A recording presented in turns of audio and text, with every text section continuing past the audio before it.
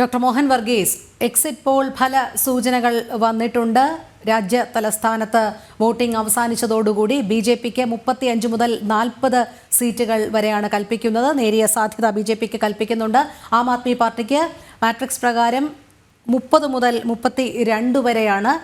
കോൺഗ്രസിന് 0 മുതൽ 1 വരെ എന്ന രീതിയിലാണ്. എങ്ങനെയാണ് താങ്കൾ കാണുന്നത്?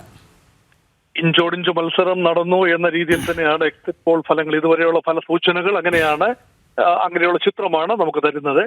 BJPയെ സംബന്ധിച്ചിടത്തോളം കഴിഞ്ഞ ഒരാഴ്ചക്കുള്ളിൽ നടത്തിയ വൻ കുതിച്ചുകയറ്റം, അത് പ്രത്യേകിച്ച് മധ്യവർഗത്തിന് പ്രയോജനകരമായ ടാക്സ് റേറ്റിലെ വ്യത്യാസങ്ങൾ, അതായത് 12 ലക്ഷം രൂപ വരെ വാർഷിക വരുമാനമുള്ളവർക്ക് ആദായ നികുതി പൂർണ്ണമായി ഇളവ് ചെയ്ത് കൊടുക്കുന്ന കേന്ദ്ര ബജറ്റ് നിർദ്ദേശം വലിയ തോതിൽ സാധാരണക്കാരെ സ്വാധീനിച്ചിട്ടുണ്ട് എന്ന് വേണം മനസ്സിലാക്കാൻ. പക്ഷേ അത് വോട്ടായി മാറിയിട്ടുണ്ട് എങ്കിൽ തീർച്ചയായിട്ടും അത് ഭാരതീയ ജനതാ പാർട്ടിക്ക് പ്രയോജനകരമായ ഒരു കാര്യമാണ്. അത് മാത്രമല്ല, അരവിന്ദ് കെജ്രിവാൾ പരാജയം അറിയാതെയാണ് കഴിഞ്ഞ 3 തെരഞ്ഞെടുപ്പിലും മുന്നോട്ട് പോയത്. അതുകൊണ്ടൊരു ചെറിയ തോതിലെങ്കിലും ആന്റി ഇൻകംബൻസി വികാരം അവിടെ ഉണ്ടായിരുന്നിരിക്കാനുള്ള സാധ്യത തള്ളിക്കളയാനാവില്ല. അത് മാത്രമല്ല, മുൻകാലങ്ങളിൽ ഉണ്ടായിരുന്ന അരവിന്ദ് കെജ്രിവാളിനും ആം ആദ്മി പാർട്ടിക്കും ഉണ്ടായിരുന്ന അഴിമതി വിരുദ്ധ പ്രതിച്ഛായ ഇന്ന് തുലവും പരിമിതമാണ്.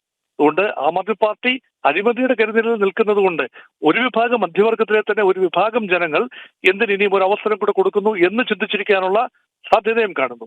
ഇവിടെ പൂർണ്ണമായ പതനം സംഭവിച്ചിരിക്കുന്ന റിപ്പോർട്ട് അനുസരിച്ച് കോൺഗ്രസിനാണ്. കോൺഗ്രസിന് 4.2% മാത്രമാണ് 2020 ആണ്ടിലെ തെരഞ്ഞെടുപ്പിൽ ലഭിച്ച വോട്ട് ഷെയർ.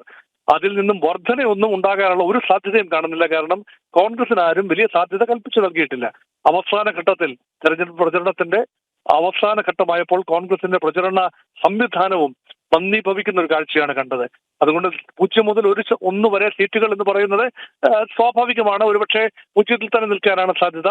കഴിഞ്ഞ 2 തെരഞ്ഞെടുപ്പിലും അങ്ങനെ തന്നെയായിരുന്നു. ഇപ്രാവശ്യവും അതിൽ നിന്ന് വലിയ മാറ്റം പ്രതീക്ഷിക്കാനില്ല.